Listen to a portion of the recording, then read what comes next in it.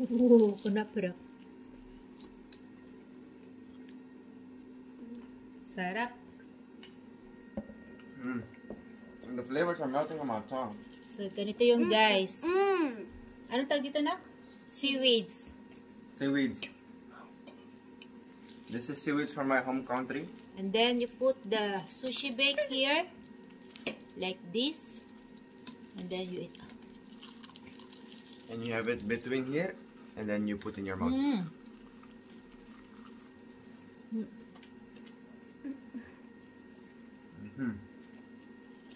Harap. Delicious.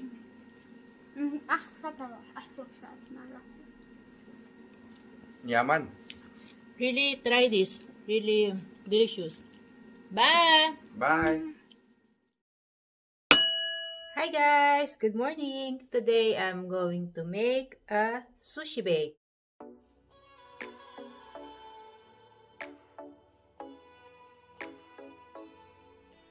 This is Japanese rice. I already put the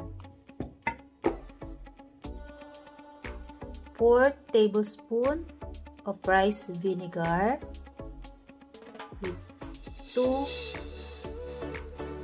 teaspoons of sugar and 1 pinch of salt. The rice.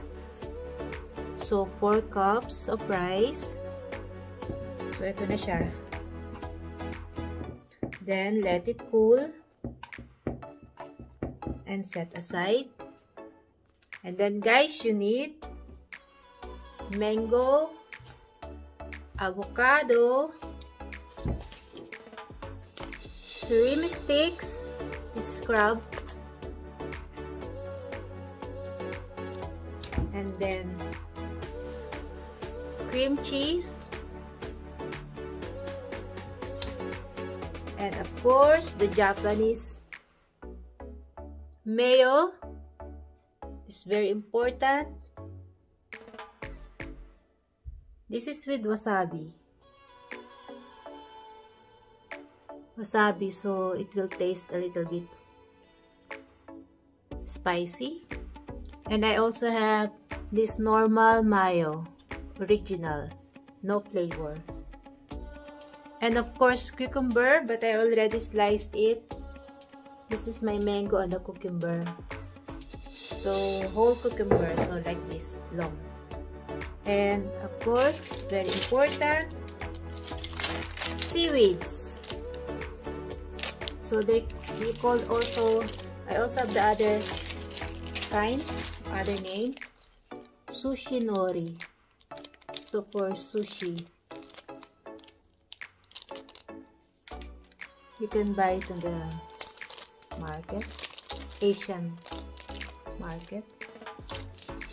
So now, let's go. Natin yung cucumber, mango, and the avocado. So, hinimay na rin natin yung crab. So, ready na siya. So, gagawin natin, gagawa tayo ng separate na parang sauce. Yun, gagamitin natin ang cream cheese at saka ang normal na mayo. Japanese mayo. And of course, meron pa pala akong hindi nasasabi sa inyo, yung one of the furikake ang pangalan nito. Furikake.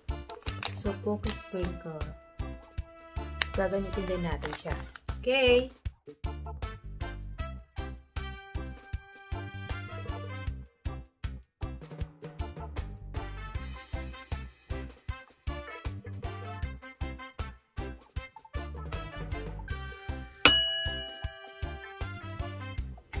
So, cream cheese,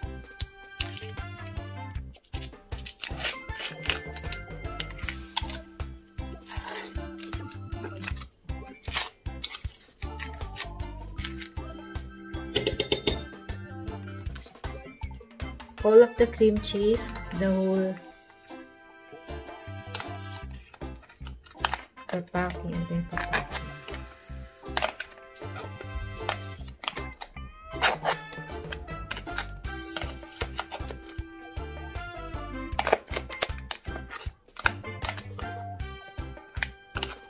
So, lahat siya full.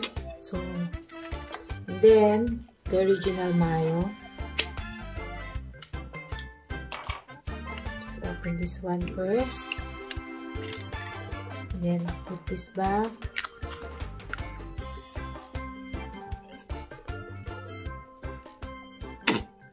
One, two,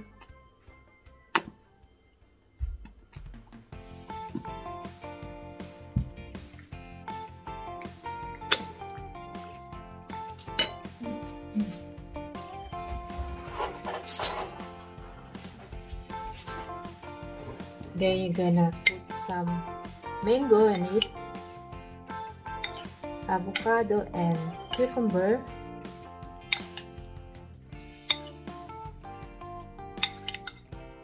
Just combine.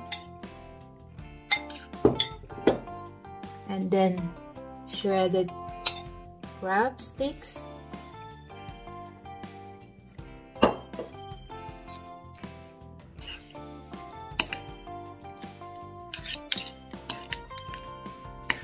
And then mix well.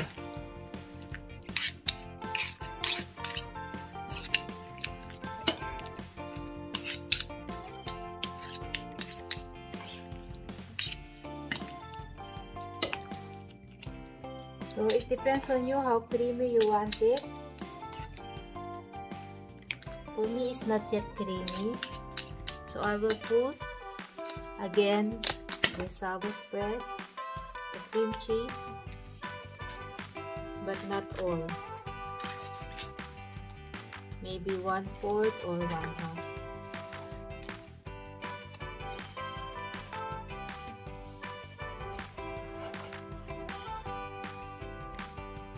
So I will put 1/4 and then mix again.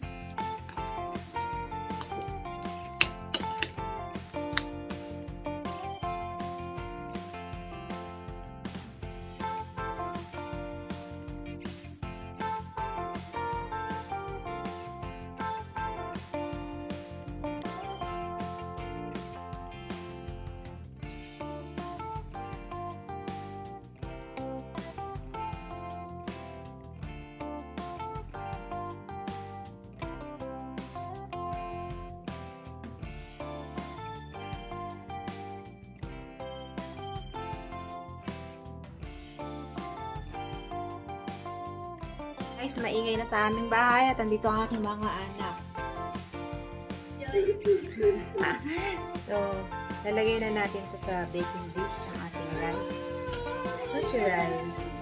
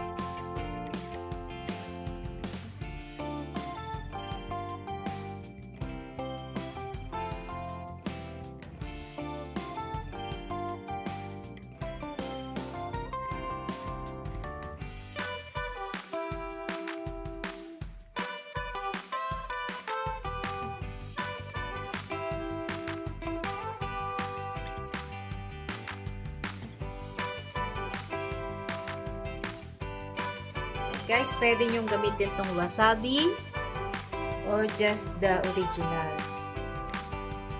So, gagamitin ko yung wasabi kasi we like wasabi.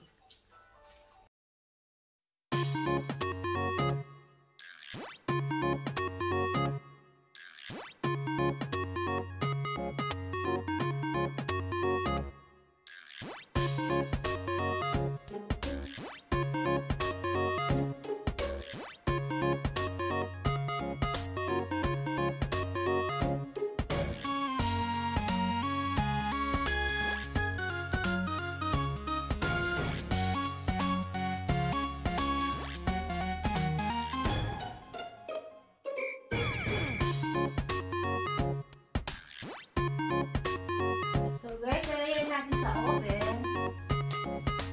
Or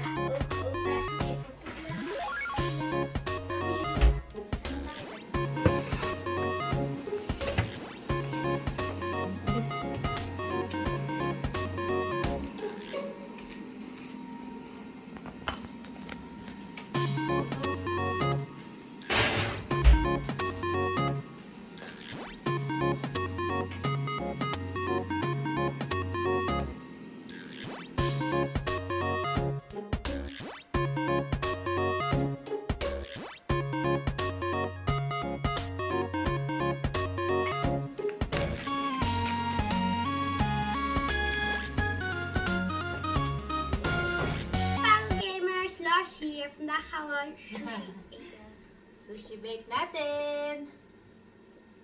I'm so pumped for this. Okay, 3, 2, 1.